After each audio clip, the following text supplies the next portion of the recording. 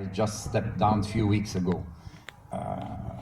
1st of January 2020 was the first day in my last 15 years where I was not anymore actually a CEO. What worse can you do than arriving awfully late like I did when you are hosted by the Swiss, and His Excellency forgot to mention the Swiss punctuality. So what better, worse mistake can you do? Apologies for this. Now, building on what you said, Your Excellency, you are right. A lot of buzzwords are floating around us today. You very elegantly use this: fintech, blockchain, Internet of Things, artificial intelligence, 5G now, all these buzzwords. But guess what? It's becoming more and more confusing for our kids when they decide how are they going to move in their lives. Just to share a personal example, I sat with my son years ago, he's now 30 years old, to discuss about what he was doing. And I dare to say things were more clear. There were more certainties that we had.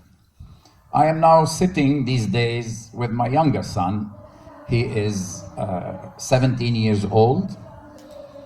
I have one who's 15, so the conversation will happen in order to say about what he's doing. One of the questions is, we need to think about what are the jobs that will not be replaced by robot in few years. So to our lovely hostess, I have to say that yes, we need to keep the human at the center of this.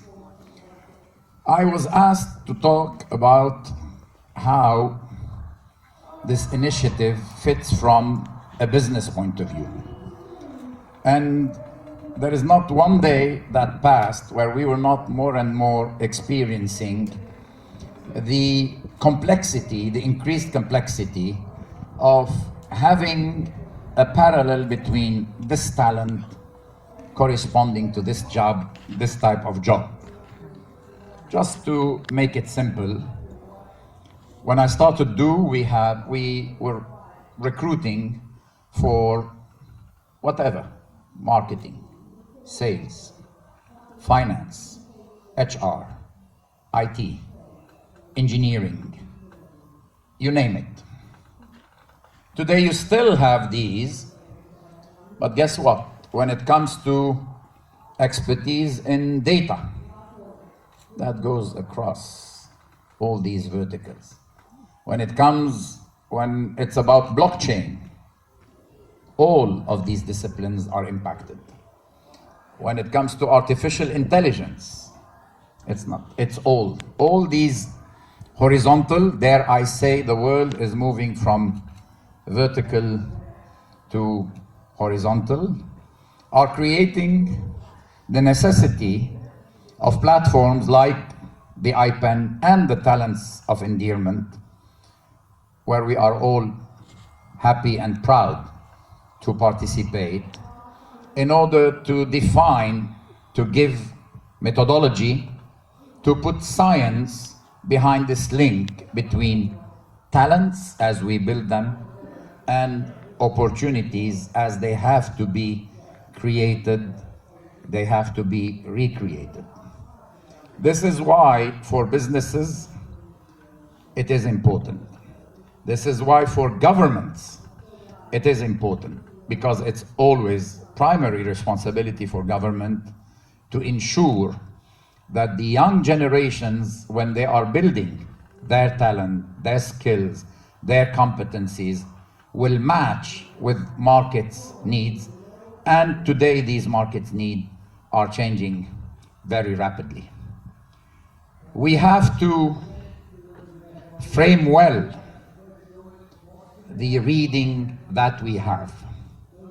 And believe me, in our own companies, but as well cross sectors and cross companies, the world is changing from the unshared certainties. When I started in telecom 36 years ago, but I was almost a kid when I started, because some people are starting, oh, how old is this guy? He's really old. No, I started really very young. Let's try to do this disclaimer.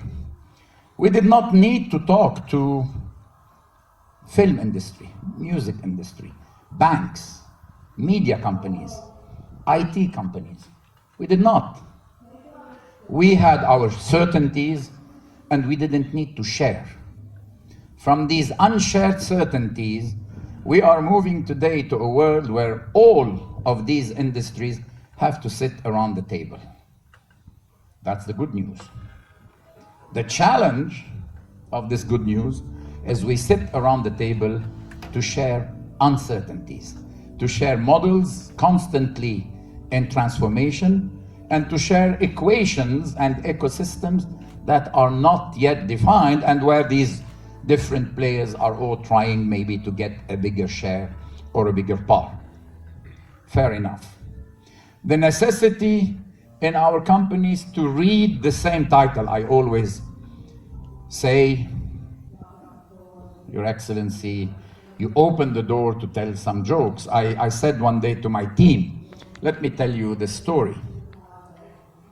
Because there was a headline. And on this headline, I asked 3 people from my executive team, what do you read here? They had not a slight difference in reading the headline.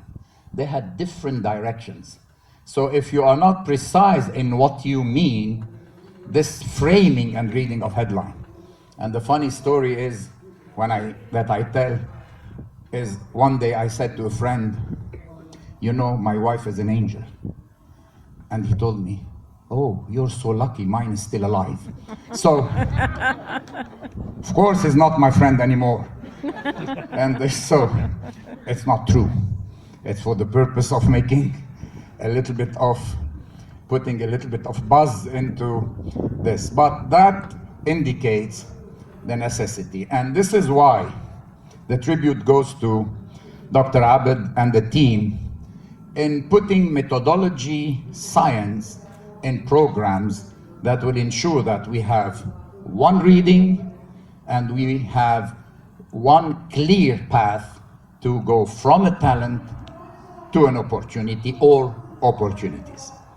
That's the view, that's the angle, that's the vantage point coming from the business.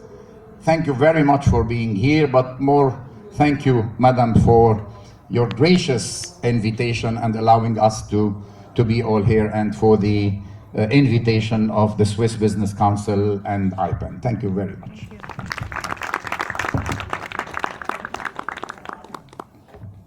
Thank you, Mr. Osman.